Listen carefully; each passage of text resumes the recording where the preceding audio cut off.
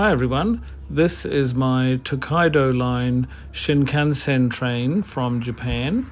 Ironically, it's a model made by Lima in Italy, even though it represents the locomotive and carriages of the Japanese railway.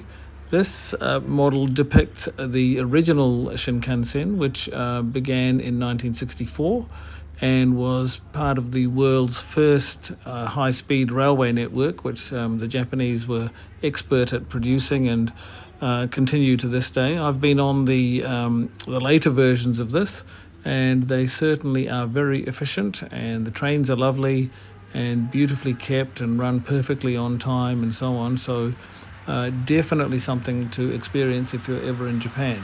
In the meantime, this Lima version was purchased by me in two parts. As you can see, the lead car, the motorized one at the front, is more white than cream, and the other three cars are more cream than white.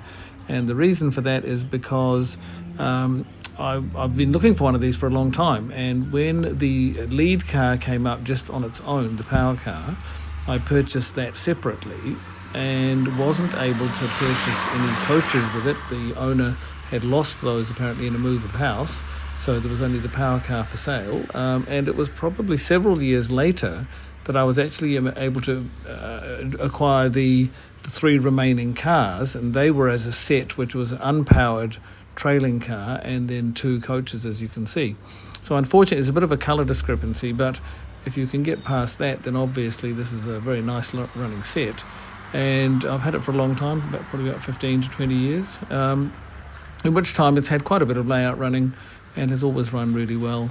And I didn't expect any problems on the Garden Railway. The Lima mechanisms are quite robust. They've also, I've discovered their wheels, for example, have got probably a bit of a bigger flange, and as a result of that, they tend to stay on track pretty well as well.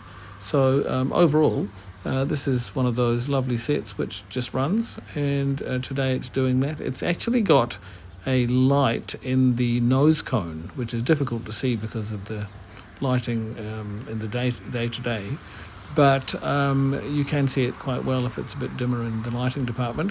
So a very nicely done model, and I would have really liked to have got some more centre coaches, but they're quite hard to come by. So here it is as it is, and obviously doing very well. The other point to note, of course, is that there is a game of rugby being played in the park next to my fence, basically, and that may be interfering slightly with your enjoyment of the video, which I do apologise for, but living next to a park has its benefits, and it definitely has some aspects of irritation that go with it as well. However, the nice part of it is that we're not directly in there, and the locomotives obviously aren't affected by anything that happens over that side.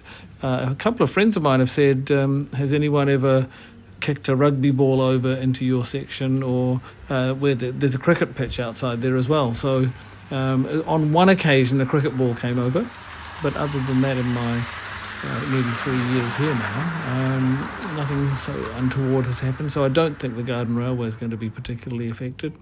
Anyway, thank you very much indeed for watching my videos, for liking and subscribing, and of course for sharing and for the comments. Thanks very much everyone, and look forward to seeing you in the next video, which shouldn't be coming along in too much more time. Thanks very much everyone. Bye bye for now.